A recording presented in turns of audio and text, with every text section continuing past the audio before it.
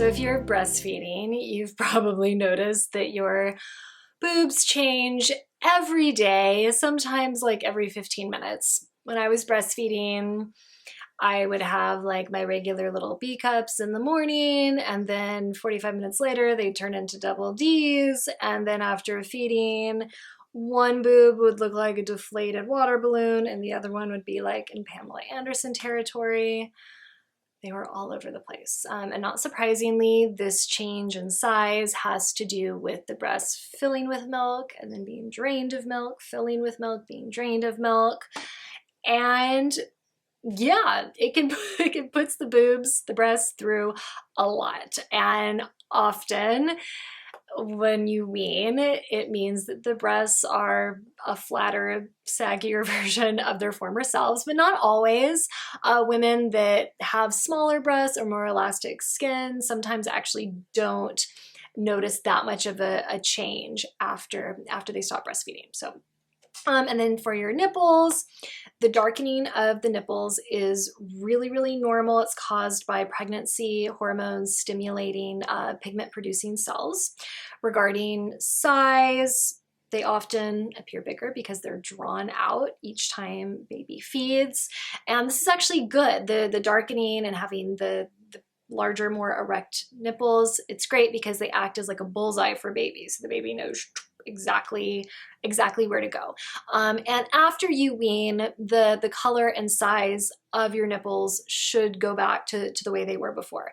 The one thing that will remain the same is that the nipples will pretty much always be at attention forevermore, because they went through so much sucking and being pulled out that they'll pretty much always be erect, which some women actually really like. So you can think of that as a positive. You might also notice little bumps on your areolas, and these are what is called Montgomery glands, and they secrete a light yellow oily substance which helps to keep the nipples moisturized and clean, and they also emit a scent that attracts the baby. So that's pretty cool. Some women think they're like little whiteheads or whatever and try to pop them. Don't try to do that. They're supposed to be there. They're good. They're not whiteheads.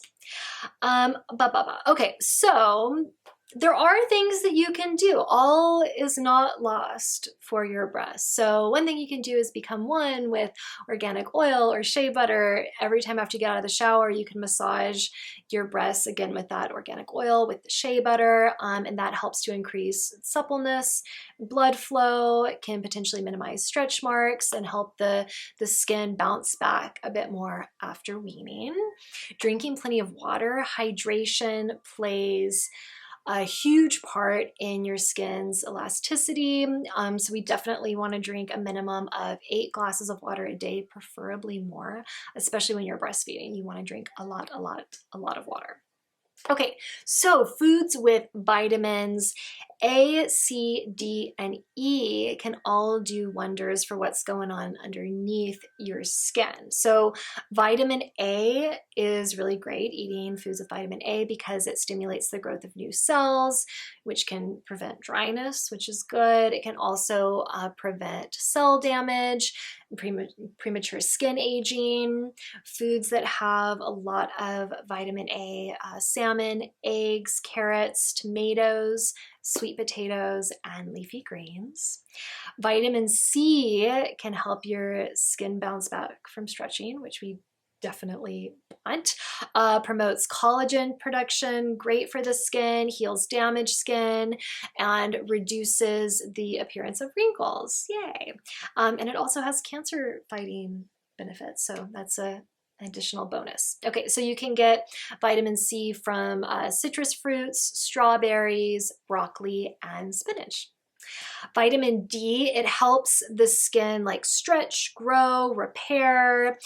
Just being in the sun for like 10 minutes a day can give you an adequate amount of vitamin D. You can also eat foods like salmon, cod, tuna, and mushrooms actually provide quite a bit of vitamin D. It's also in fortified foods like milk, cereal, and orange juice.